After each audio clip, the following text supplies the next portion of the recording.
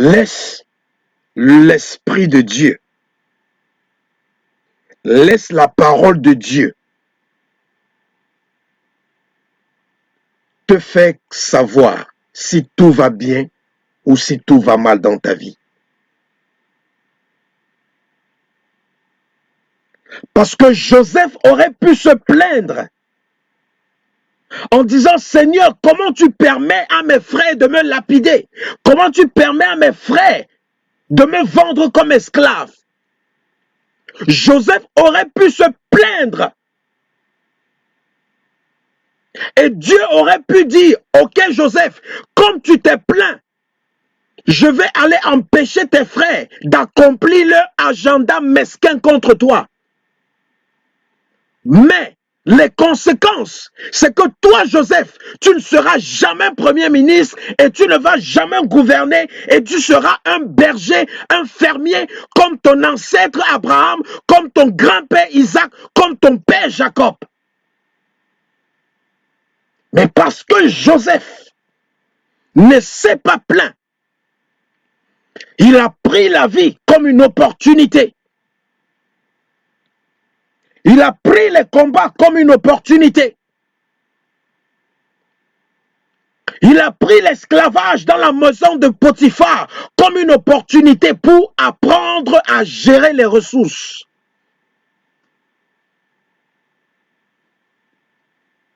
Il a pris le temps qu'il a passé en prison pour apprendre à gérer les personnes, à gérer les humains. Quelle que soit la situation ou la condition dans laquelle Joseph se retrouvait, au lieu de se plaindre à Dieu, il regardait plutôt à cette situation ou à cette condition comme une opportunité pour lui. Bien-aimé, ton problème est une opportunité.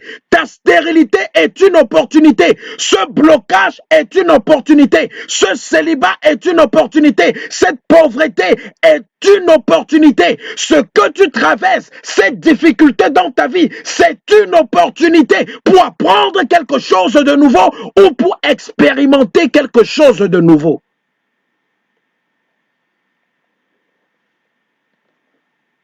Donc arrête de pleurnicher, car Dieu t'amène quelque part, bien-aimé. Je dis, Jésus t'amène quelque part. Jésus t'amène quelque part. Jésus t'amène quelque part. Et les problèmes qu'il y a sur le chemin sont des opportunités pour t'entraîner, pour te forger. Si aujourd'hui, bien-aimé, tu n'avais pas de problème, est-ce que tu seras aujourd'hui en train de m'écouter? La seule raison pour laquelle tu es en train de m'écouter aujourd'hui et que tu es en train d'apprendre tous les jours de nouvelles choses, c'est parce qu'il y a un problème.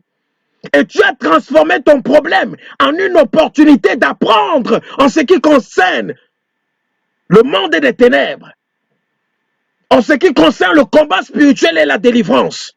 Qu'est-ce qui a créé cette opportunité dans ta vie? C'est ton problème. Souvent, on doit dire merci à Dieu pour les problèmes que nous traversons. Souvent, on doit dire merci à Dieu pour les difficultés que nous traversons. Je crois que la raison pour laquelle Salomon a mené une mauvaise vie, c'est parce que pendant toute sa vie, il n'a eu aucune guerre, il n'a eu aucune bataille, il n'avait aucun problème. Quand tu n'as pas de problème, tu seras distrait. Quand tu n'as pas de problème, tu ne vas pas voir la nécessité de chercher Dieu, la nécessité d'établir une relation avec lui.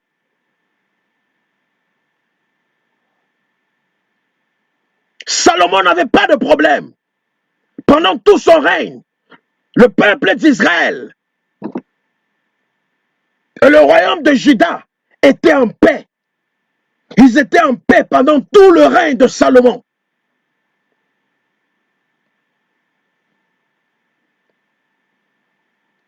Ah oui, souvent on doit demander à Dieu des problèmes. Souvent on doit demander à Dieu des problèmes. Parce que le monde te dit que pour obtenir quelque chose de bien, Tu ne passeras pas par les problèmes. Mais avec Dieu, quand tu demandes une promotion, Dieu crée un problème. Quand tu demandes une expérience avec Dieu plus grande, Dieu crée un problème. Dieu répond à nos prières par des problèmes. Parce qu'au travers de ces problèmes, on arrive à trouver des solutions qui changent nos vies, qui transforment nos vies. Et nos vies ne sont plus jamais la même.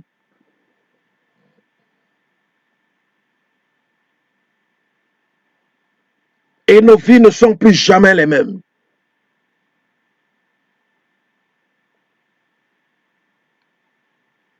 Donc je veux qu'à partir de ce soir, que tu regardes à ce trouble qu'il y a dans ton mariage comme une opportunité et que tu commences à sourire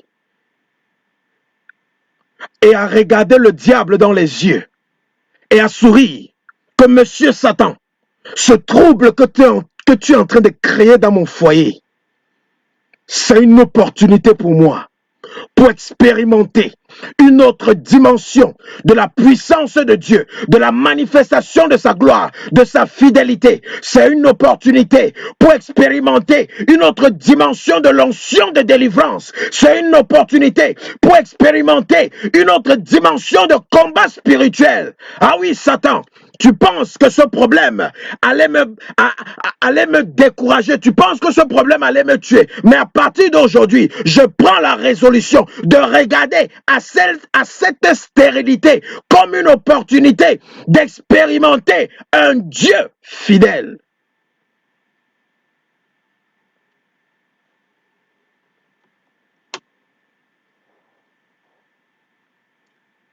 Jésus te dit ce soir, bien-aimé, essuie tes larmes, car ce problème qui est dans ta vie, ce n'est pas pour te tuer, mais c'est pour te lever. Ce problème qui est dans ta vie, ce n'est pas pour te tuer, mais c'est pour te lever. Je veux que tu élèves ta voix, tu répètes cette parole. Que tout problème qui est dans ma vie, ce n'est pas pour me tuer, mais c'est pour me lever. Toute difficulté que j'ai dans ma vie, ce n'est pas pour me rabaisser, ce n'est pas pour m'enterrer, mais c'est pour mon élévation. Dis, Satan, écoute-moi très bien. Satan, écoute-moi très bien.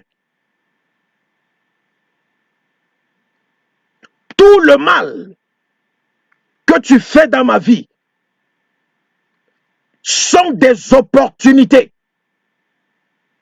pour l'accomplissement de ma destinée divine, sont des opportunités pour ma formation, pour m'entraîner, pour m'équiper à réussir dans l'accomplissement de ma destinée.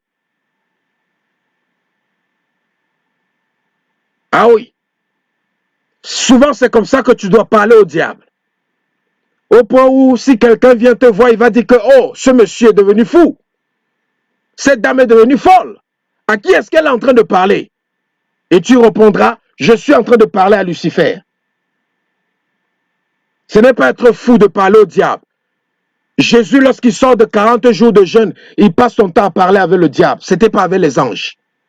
On parle avec Dieu, on parle avec le Saint-Esprit, mais tu dois aussi parler au diable.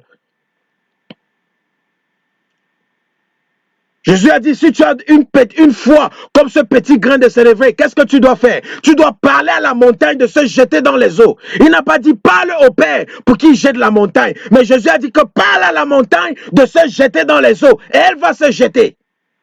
Il y a le temps pour parler à Dieu. Il y a le temps pour parler aux anges. Il y a le temps pour parler au Saint-Esprit. Il y a le temps pour parler à Jésus. Et il y a le temps pour parler à Satan.